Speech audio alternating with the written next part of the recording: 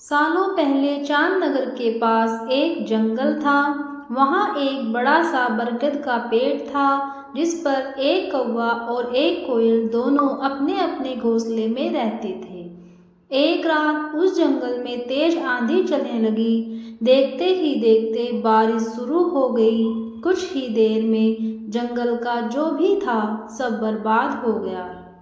अगले दिन कौवे और कोयल को अपनी भूख मिटाने के लिए कुछ भी नहीं मिला।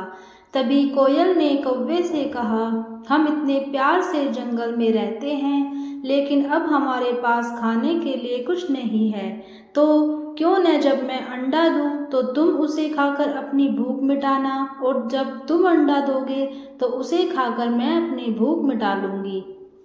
कौवे ने कोयल की बात पर सहमति जताई। संयोग से सबसे पहले कौवे ने अंडा दिया और कोयल ने उसे खाकर अपनी भूख मिटा ली। फिर कोयल ने अंडा दिया। कौवा जैसे ही कोयल का अंडा खाने लगा तो कोयल ने उसे रोक दिया। कोयल ने कहा, तुम्हारी चोंच साफ नहीं है, तुम इसे धोकर आओ, फिर अंडा खाना। भागकर कौवा नदी के किनारे गया। उसने नदी से कहा, तुम मुझे पानी दो, मैं अपनी चोंच धोकर कोयल का अंडा खाऊंगा।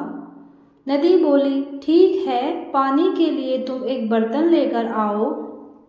जब कौवा जल्दी से कुम्हार के पास पहुंचा, उसने कुम्हार से कहा, मुझे घड़ा दे दो, उसमें मैं पानी भरकर अपनी चोंच धोऊंगा और फिर कोयल का अंडा खाऊंगा।